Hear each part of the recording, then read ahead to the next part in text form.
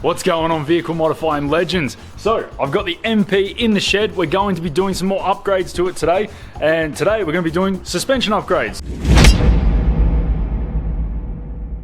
So I've already done the lift kit in the vehicle, but today we're going to be taking a look at something a little bit different that most people overlook, but is definitely something that's necessary to do to lifted vehicles to get the most out of your car.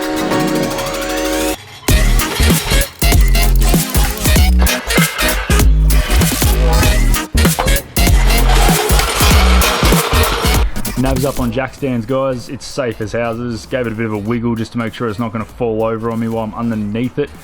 Basically, just when you're putting jack stands on your diff housing, try and get them onto the tube part of the housing where they're resting on there, as you can see. Don't try and put on like the edge of a bracket or something like that where it could slip off. Don't do it! So there's a couple of sneaky nuts and bolts on the upper and lower control arms right down there in the diff, and it pretty much aligns directly up to the wheel right about here. So it's going to be much easier for us to do this install if we just rip the wheels off, a couple of bolts. So you want to outflex your Ranger buddies. You want to show your Hilux mates just how a four-wheel drive ute should flex off-road. I get it, guys, and you know what? We're already miles ahead of the game because we've got coils in the back of our cars. There are some tasteful modifications that you can do to these cars to make them perform even better off-road than they do from stock standard. So pretty much a no-brainer is a suspension upgrade kit. Now, as you guys know, I've done the Comp Shocks 3 and 2 inch lift kit in my NP300. I've done the long travel kit, which performs really well off-road and it's comfortable on-road. So a suspension upgrade is fantastic, but there are some things that you can do to complement that suspension upgrade that you've done. Now, it's not commonly talked about in the industry. It does get overlooked because it's not as aesthetically pleasing as a lift kit, and it's not all blingy and standoutish like you would where you see a lifted vehicle, you go, that's been lifted. You see what we're about to do today and you go, oh yeah, fair enough, it looks stronger, that's about it. But it does a lot more than just that. What we're going to do to the rear end of the vehicle today is going to help with diff alignment and how it moves around and articulates off-road. So that's going to mean that it performs off-road better and it's going to feel more comfortable on-road after doing a suspension upgrade. And yes, it will be stronger than factory, which is always a bonus. Okay, so some of you may have already guessed what we're going to be installing on the NP300 today, but if you haven't, without further ado, check out these monster freaking bits of bar work. Look at these are huge. So that one there is the Panhard Rod, Panhard bar. Okay, so it's got a thread on one end with some lock nuts, and that's the other end of it there, which screws on because it's adjustable, which is exactly what we need, and I'm going to discuss why a little bit later on. Now we've got the lowers in here. Look at the size of these things. And then we've got uppers as well, which is also extremely important. So I reckon we start with the lower control arms because these things are just freaking beastly, guys. So let's start by talking about these big buggers. So basically, they're Australian made, which, as you guys know, I'm a sucker for Australian made parts, so I love supporting Aussie products. Now, this is CNC machined eyelets on the end, and the tube is 6mm wall. It is heavy duty, guys. This thing is heavy, and it's using genuine Nissan bushes in each end. So that is a massive bonus because, as you guys know, OEM stuff costs a lot more, and a lot of people really don't put genuine bushes in there. They cheap out and give you aftermarket stuff, and the truth is they don't last as long. Also extremely heavy duty are the uppers, guys. Now, one thing I forgot to mention about the lowers is their factory length. So they're exactly the same eye-to-eye length as a factory lower control arm. That's perfectly fine because the uppers are going to give us the adjustment that we need. So as you can see there in the center, these are on-car adjustable. You can make them longer and shorter, and then you've got locking nuts on either side of these threads to lock them off. You've also got these tabs welded on to take the factory wheel speed sensor cables that run along the upper control arm. Now, you guessed it, guys, factory or genuine Nissan bushes on these as well, guys. Last, but definitely not least, is the Panhard Rod. This sucker goes on the back of the diff. A little bit different location to the upper and lower control arms, but it is still very necessary to help align things, especially after you've done a lift kit, and it's also extremely heavy duty. So CNC machined ends and genuine bushes as well on both ends of this setup. Now you will notice on this end, it's adjustable. Screw it in and out, and that's to help align the differential, which I'll get more into when we install onto the car, exactly why that needs to happen. Now, This is a little bit different to what you would normally see on the market. A lot of the setups are on-car adjustable.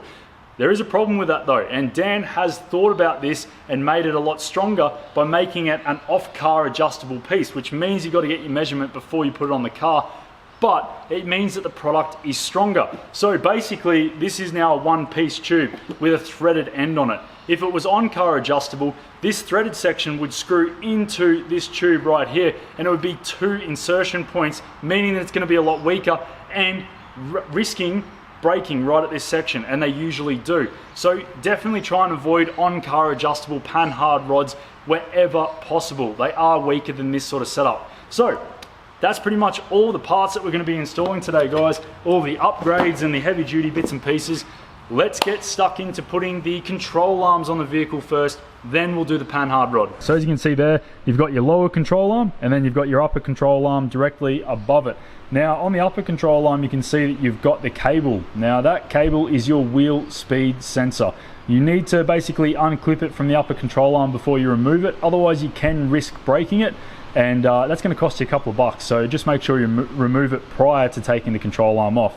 Now they've got bolts up the front and then some bolts on the diff.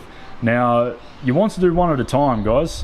Basically these control arms are what is aligning the diff and holding it in place basically to the chassis. If you take them all off at once, you're going to end up with something pretty unstable and it's going to get pretty hairy. So just do one at a time. I'm going to start with the lowers and I'm going to do each side of the vehicle separately. So take one of the factory ones off and replace it with the upgraded control arm. This one here is pretty close to the fuel tank on the lower control arm, but they've put a captured nut on the other side of this bolt. So you pretty much just have to get this bolt off and that one will come straight out. So on the back of the diff now, where the lower control arm is connected to. Now the nut is 19 mil and the bolt head is 21 mil. So I've just got a 21 mil spanner and a 19 mil socket on a breaker bar.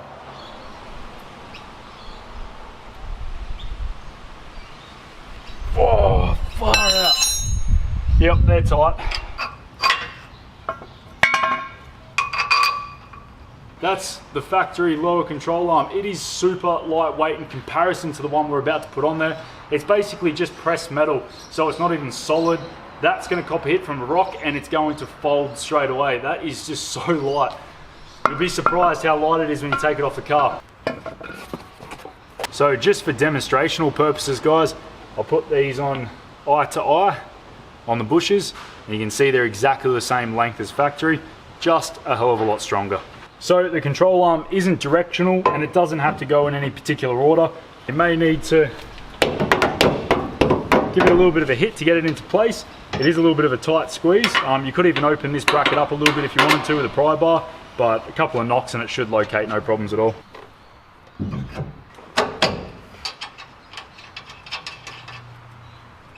So that's the first control arm now installed into the vehicle. Don't do the bolts up tight just yet, guys. You want to make sure you do that at ride height. Once the tires are firmly on the ground, anything that has a rubber bush on it, if you do it up when it's up in the air, as soon as it gets down onto ride height, when the tires are on the ground and everything settles into place, it's going to put stress on those bushes. It's going to twist them and inevitably it will break them. So just make sure you tighten everything up that's got a rubber bush on it at ride height. Just really anything. I think even if it doesn't have a rubber bush, it's better to do things at ride height once everything's settled in. Good rule of thumb just to live by when you're doing car modification stuff, upgrades, bits and pieces. Anyway, guys, so that's the first one done. I'm going to go ahead and do the exact same thing on the other side. Then we're going to get stuck into the upper control arms.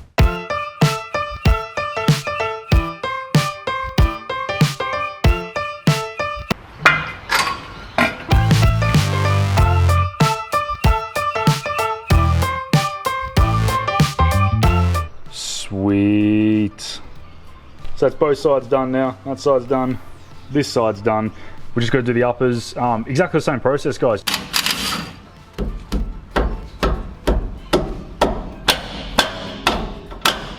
And there's some worm mucking around when they did these bad boys up.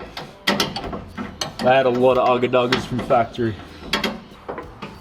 And again, guys, super lightweight in comparison to the CompShock's upgraded upper control arms. They are featherweight. Okay, so now that we're up to installing the upgraded CompShox upper control arms, which are also adjustable in place of the factory ones. It's probably a good time to explain why you need adjustable upper control arms after you've done a suspension lift on your vehicle. So what happens is you've got your factory upper and lower control arms, which are both pinned at each end. One of them's pinned onto the chassis where it's bolted to, and the other one's down onto the diff. Now, when you lift a vehicle, basically the diff is going to move away from the chassis because the chassis moves up as the bigger spring goes in, and it's going to spread them apart. Now, because you've got those fixed length control arms, the actual diff itself can't move this way. It's going to stay in that position. It's fixed to the chassis as the chassis moves up. So the diff is going to roll this way, and the pinion angle on your diff center is going to roll upward like this when you do a suspension lift without adjustable control arms. And that's bad for a multiple of reasons. The main ones are the uni joints on your drive shafts are going to cop a flogging when the angles aren't correct, they don't match. So you've got two pinion angles which need to match, one on your transfer case and one on your diff, and there's a drive shaft between them. So when those pinion angles aren't matching, it's going to cause issues.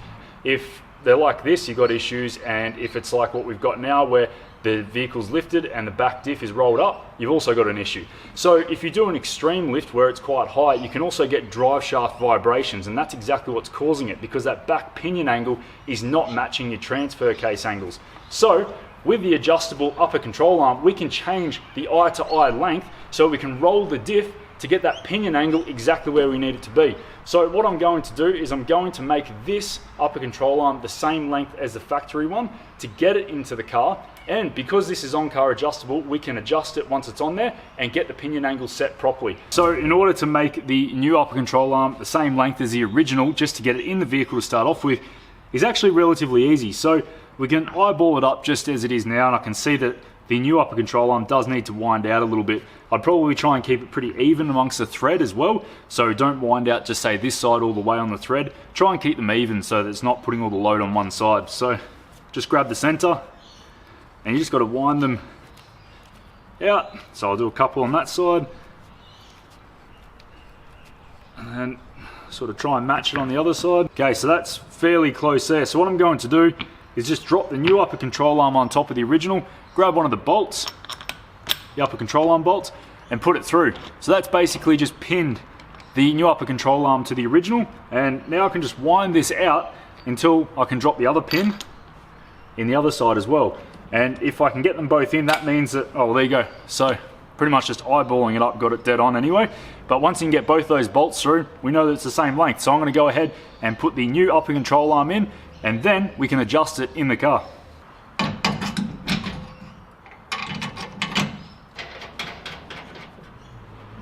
That is the upper control arm now fitted back onto the vehicle, guys. So you can see I put the cable back into the guides there as well. We don't need to have that off anymore. That's good to go back on. Now we need to adjust the diff pinion angle to suit the transfer case like I was saying before, but we need to get the other side, the other upper control arm off the vehicle. But we're not going to replace it with the upgraded one just yet. We're going to leave it off because we're going to use this side to adjust the pinion angle so we don't have to adjust both of them. Then when I've adjusted the pinion angle to the correct position, I can go ahead and grab that other upper control arm, just adjust it so that it suits the bolt holes and put it back on the vehicle. That way we're not having to go from side to side to adjust both of them as we're trying to get that pinion angle sorted. Okay guys, so to try and help paint a bit of a picture of where we are underneath the vehicle, this is the four-wheel drive transfer case right here, which is connected to the back of the transmission, and this right here is your rear drive shaft, which is connected to the back diff. Now we need to compare those pinion flange angles. Now underneath this cover here is the transfer case pinion flange, which has an angle. Now we can't get to the actual pinion flange face itself, unfortunately, because of this cover, so we can just use an angle finder on this flat surface because it is the same angle. Now you can use pretty much any angle finder that you have at home. All you really need to do is compare the difference between the two. Doesn't have to be anything fancy, but that's pretty much what you need to achieve. Okay, and that's zeroed it off to that face now, so I can take this and compare it to the rear pinion flange on the differential housing. So I've just put the vehicle into neutral so that I can spin the drive shaft and get a nice flat surface here to put my angle finder on. Now we need to get this angle difference, so I've got my angle finder right here, just need to put that on the flat surface like that. and that's going to find the difference. So it looks like I'm roughly 3 degrees out. So I need to try and get that to 0. I basically need to zero them off to each other. So by looks of that, I need to shorten the upper control arm to roll the diff pinion angle downward to get that closer to 0. So you can see these lock nuts here are loose. Okay, so basically I'm just loosening those off so they don't tighten down on each side, and just rolling this centerpiece by hand. You could probably use a spanner as well to make it a little bit easier, shifter, something like that, but basically you just roll it around.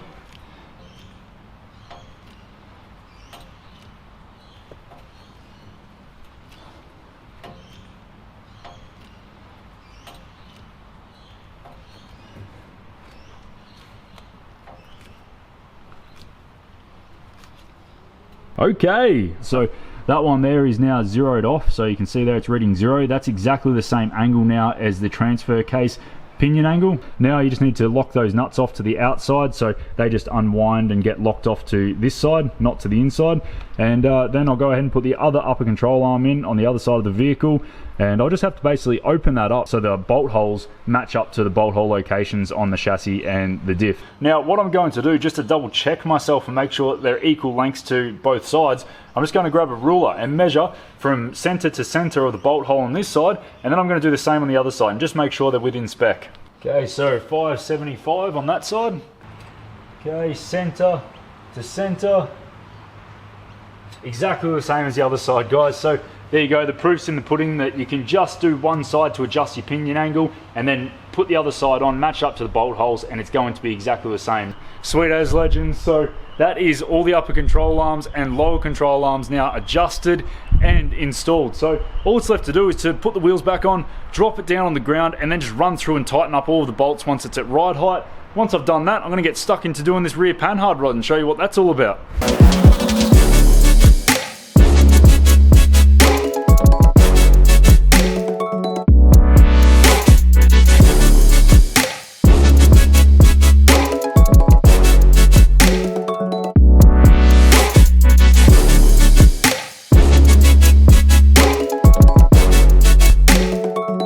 So there's still one thing left to do on the back of the vehicle to do with the suspension linkages, and that is the Panhard rod. So for those of you guys that don't know or have never seen one before, this is the Panhard rod right here. It's a solid bar with bushes on either end, and it's pinned in 2 locations. One of those is on the diff right here. It's got a pinning location there, and then one on the chassis right here to the chassis brace. So basically what this bar does is aligns the diff central to the vehicle or to the chassis. So that's its only job. And when you lift the vehicle, your chassis, like I said before, it's going to move upwards. So your diff stays here and your chassis moves up as you put bigger springs in. And what happens then, as this chassis mount moves up, it's going to pull this pinning location on the diff over this way because this bar can't stretch. So what you'll find in a second when we do the measurements of my vehicle, my tyre on this side of the car is going to be poking out a little bit more on the flare than this side because the whole diff has moved over to the lift kit that I've done. So the suspension lifted 2 inches that I've done on the back here, it's going to have moved the diff over a little bit. Now that's only going to be more aggressive depending on the height lift that you've done. If you've done 4 inches, you're going to find that your diff alignment is going to be way out. So if you've got a big lift on your car, go have a look at your tyres and your wheel flares, and you'll notice that one side will be sticking out a little bit more than the other. Now this is exactly the same, doesn't matter on the vehicle. If it's a solid rear axle with a coil rear end, it doesn't matter whether it's pinned over here on the diff and here on the chassis, mirrored to my setup, it's still going to do exactly the same thing. It will still move the diff one way or the other when you lift the vehicle. So that's exactly why we need to put an adjustable Panhard rod on the car so that we can adjust the length of it and pull that diff back into alignment. So what we're going to do is do the measurement on the flare to the tyre now so we can check exactly how many millimeters we need to pull the diff back over. You can do something similar to this. Now I've just got a piece of metal here which has a flat surface, and I can put that up against my tyre like that. And then you can grab a ruler, once you've got this flat edge here to measure against, and just put it on the inside of the flare. Alright, and that one's at roughly 20 mil from the flare to the edge of the tyre. So it's roughly around about 5 mil out.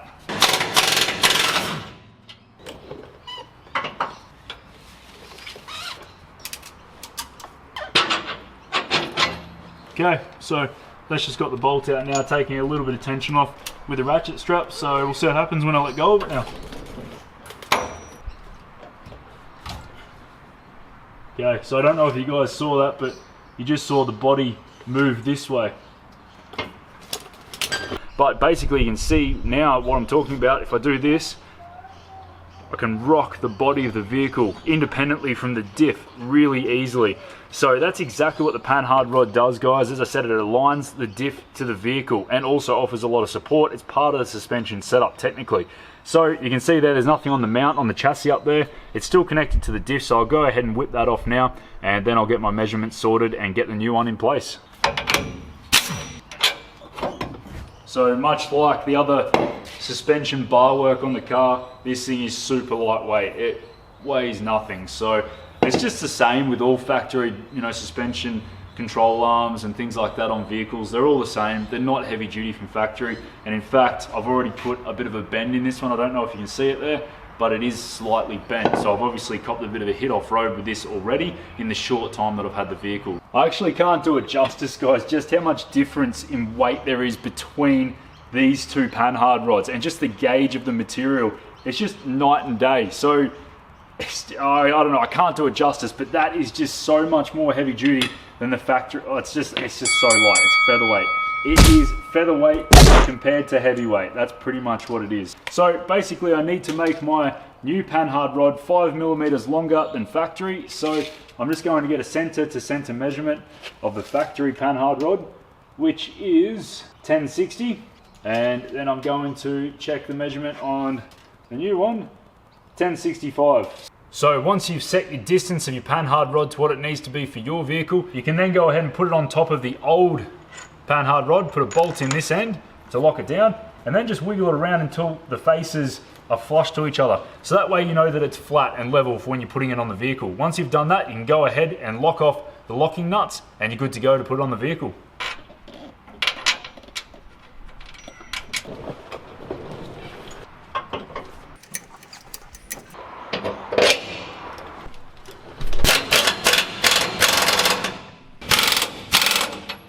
Compared to the factory one, that is freaking tough looking. I'm so stoked with these upgrades, guys. This is awesome.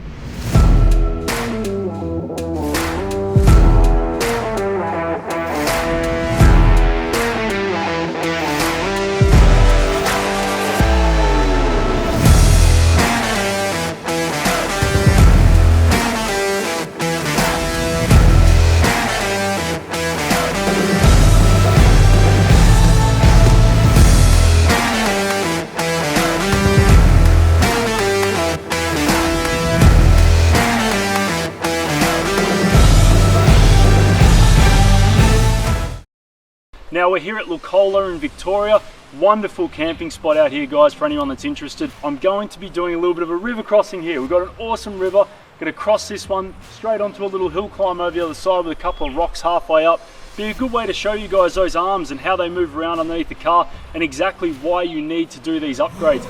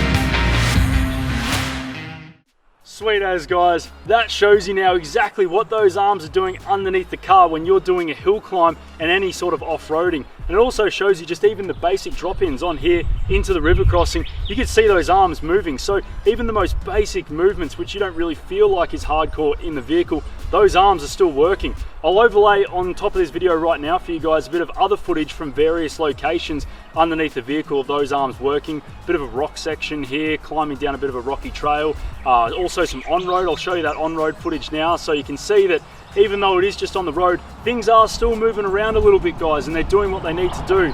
to make sure they keep everything nice and comfortable for you. So that's it, guys. That's the install now done and dusted. I hope that shows you guys why it's important to upgrade these arms, not only for the way the vehicle feels now, but also for the strength and reliability of those components underneath the car to keep everything working 100%. And especially, guys, if you're doing a lot of touring or if you're doing a lot of hardcore off-roading as well, this makes a massive difference to the performance of your rig. And it's just a good thing to do, guys. Another part of the suspension upgrade that's definitely worthwhile. So if you need any of these parts, guys, you can get in contact with Comp Shocks, you can chat with Dan, or you can even get in contact with Aura Automotive. They'll be able to help you guys out as well with any parts you need, as well as any suspension. They do a bunch of different stuff, guys. But anyway, that's it for now, guys. Thanks for checking in, and I'll see you in the next video. Oh, don't forget to subscribe. If you subscribe to the channel, it helps me keep making these videos for you guys. And if you enjoyed the video, drop it a like. Any questions, chuck them in the comments below, guys. I'll get back to you. See you in the next one.